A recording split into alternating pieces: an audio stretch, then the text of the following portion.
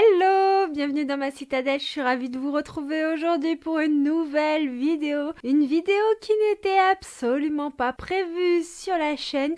Je n'imaginais pas participer à un challenge pour cet automne. J'avais pas forcément envie de faire le Pumpkin Autumn Challenge, mais lorsque Kimi Collection a sorti sa vidéo où elle lançait son propre challenge, un challenge qui me correspondait parfaitement, je n'ai absolument pas hésité. Donc je vais vous présenter ma pile à lire du Greek Mythology Books Challenge 2022. J'espère que cette vidéo vous plaira. N'hésitez pas à liker, commenter, partager parce que c'est grâce à vous que la chaîne peut vivre. Et maintenant je vais vous présenter un petit peu cette pile à lire. Ce challenge est centré sur la mythologie et le nom des divinités. Et la première à en faire les frais, c'est Zeus. Alors, pour cette thématique-là, il fallait choisir une relique de la pile à lire. Et le choix a été assez facile parce que la suite sort en ce mois de septembre, au jour où je vous parle. Elle n'est pas sortie, mais elle sera sûrement déjà sortie au moment où vous aurez cette vidéo. Il s'agit de Serpent and Dove de Shelby Maureen, publié chez De Saxus. C'est une relique de ma palle, c'est une saga que je dois absolument lire, sachant que le tome 2 est là.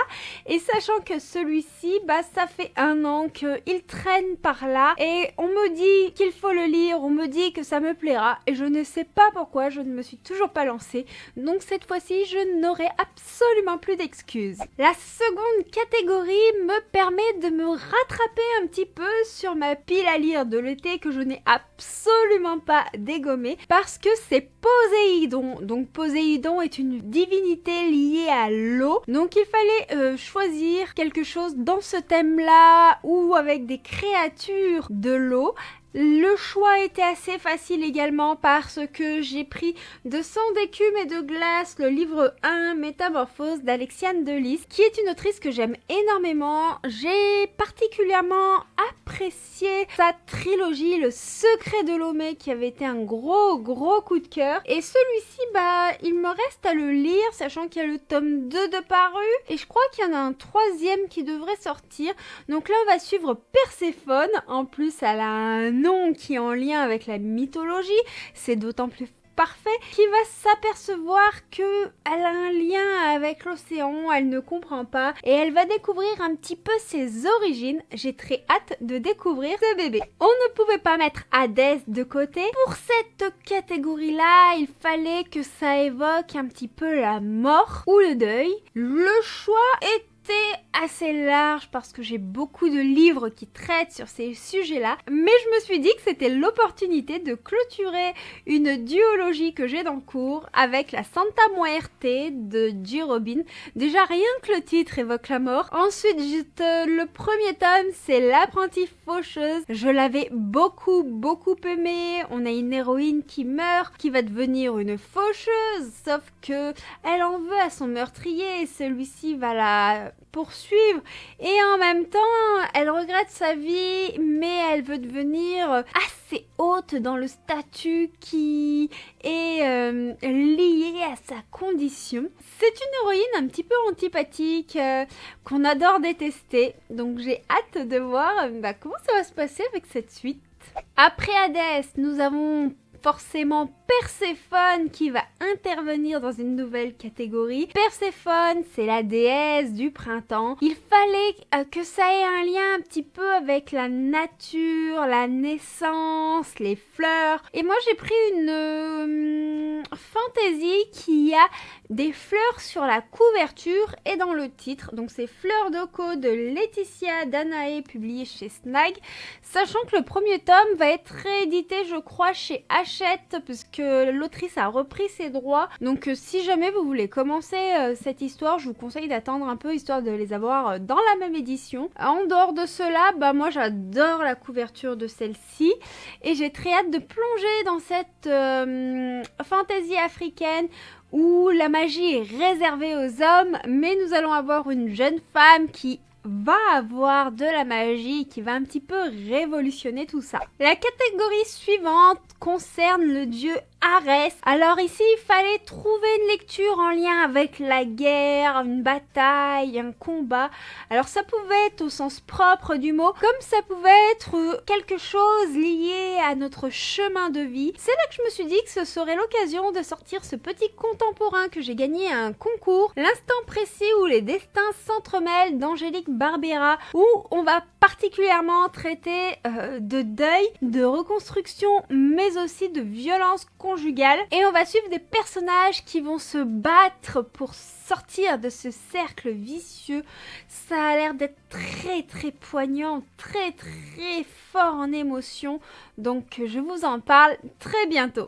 Avec la catégorie suivante, nous avons Apollon. Donc ici, il faut avoir un livre en thématique avec les arts, la beauté, la musique. Ça m'a permis justement de ressortir un livre de ma pile à lire de cet été que je n'ai pas dégommé et que j'ai acheté il y a à peu près 1 an au salon de Pusignan auprès de l'autrice. Il me tentait énormément et je me dis que c'est l'occasion parfaite. C'est Damien de Katia Lazan, où on va suivre quelqu'un dans le monde de la musique qui n'est pas forcément agréable, mais je me souviens plus du résumé exact, mais les retours sont vraiment passionnants, surtout celui qu'avait fait à l'époque Julie du conte Julie de la romance. Elle m'avait envoûtée, totalement donné envie de le lire, et quand l'autrice me l'avait pitché avant de me le dédicacer, j'avais été totalement sur le charme de ce livre. Et donc, c'est l'occasion parfaite pour plonger dedans. Avec Artémis, nous plongeons dans tout ce qui est quête, nature, créature. Et pour cela, j'ai choisi de lire l'intégrale des Échos du temps de Juliette Pierce, publiée chez Bookmark. Cette œuvre est absolument magnifique. En créature, nous avons des sorcières, mais nous avons une histoire de quête. Quand j'ai regardé le résumé pour me rappeler un petit peu de quoi ça parlait, on nous disait qu'il y avait 2 types de sorcières, les gentilles qui utilisent les pouvoirs pour faire le bien et celles qui font le mal avec leur magie. Mais étant dans une lignée de chasseurs, l'objectif de Shade est de toutes les exterminer sans distinction. Mais en cherchant la trace de sa première victime, c'est lui qui va tomber dans le piège d'une sorcière qui l'a prise en charge. Lié à cause d'un sort, il est contraint de se lancer à cause perdue dans une quête qui n'est pas la sienne. Donc on a ces créatures, on a la quête. Je pense que tout est réuni pour pouvoir plonger dans cette histoire. Avec Aphrodite, nous avons forcément de la romance. J'ai pioché dans une romance que l'on m'a offerte pour mon anniversaire cet été, Le colloque de l'enfer de Karine Marcé. On va suivre une héroïne qui a été très très pourri gâtée, mais du jour au lendemain, elle va devoir partir de chez ses parents, ça se passait pas très bien. Et elle va atterrir dans une colocation, mais son colocataire est assez insupportable. Rien que ça promet du enemies to lovers, ça promet aussi quelques barres de rire. C'est assez court, donc je me dis que ça peut aussi compenser tous les pavés que j'ai glissés dans cette pile à lire. Donc on en reparle très très vite.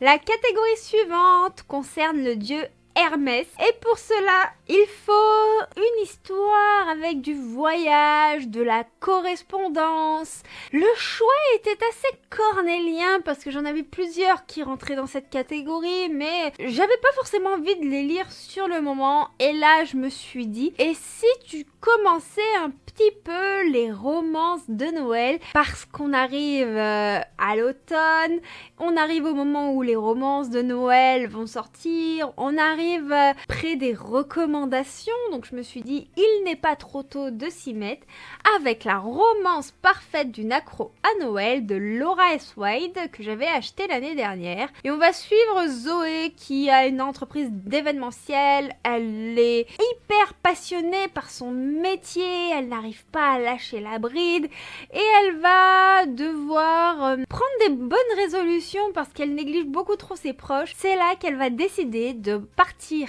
en vacances dans sa maison familiale, mais elle n'avait pas prévu que le journaliste Ethan la suivrait. Voilà, après on est dans une romance. C'est pas très long, il fait moins de 300 pages, je sens que ça va bien se dévorer. La dernière catégorie concerne la déesse Héra, et là il fallait quelque chose en lien avec la romance ou la jeunesse. Moi j'ai pris la partie romance et je me suis dit que c'était l'occasion de caser un autre livre qu'on m'a offert pour mon anniversaire. Avec Your Love is My Drug de Audrey Alba, on va suivre une héroïne qui va retourner vivre chez son père suite au décès de sa mère et tout ça, elle veut prendre soin de lui. Mais en retournant dans la maison familiale, elle va retrouver Maël avec qui elle a eu un passé assez fort et leur séparation ne s'est pas passée de la bonne façon, il y a quelques rancœurs, il va avoir du mal à la pardonner. Il n'est plus du tout l'homme qu'elle a connu. L'histoire promet donc d'être assez compliquée et tumultueuse entre eux. Voilà, c'en est tout pour cette pile à lire du challenge. D'ailleurs, j'ai oublié de vous donner les dates. Il se déroule du 15 septembre au 31 octobre. Donc, je pense que la pile à lire a de fortes chances d'être terminée, tout simplement. Si elle ne l'est pas, ce n'est absolument pas grave. Bon, c'était vraiment le plaisir de faire cette pile à lire, de vous tourner aussi une vidéo. Si vous voulez participer à ce challenge, peut-être que ça vous donnera des idées. Si vous voulez en savoir plus sur le déroulement et le fonctionnement du challenge, n'hésitez pas à aller voir la vidéo de Kimi Collection. Concernant les autres livres que j'aimerais lire en cette saison, j'ai un peu repris ma pile à lire de l'été que je n'ai pas terminé. J'ai juste changé 2-3 livres qui me faisaient plus trop envie et je les ai remplacés par d'autres, donc je vous en parlerai comme d'habitude dans chaque début de vlog. Et puis je vais vous laisser ici pour aujourd'hui. Je vous dis à bientôt pour une prochaine vidéo. N'hésitez pas vous à me dire à quel challenge vous participez, à mettre ne serait-ce le lien de vos articles ou vidéos pile à lire. Je suis curieuse d'aller les voir aussi de mon côté. Je vous fais plein de bisous et je vous dis à bientôt. Ciao ciao.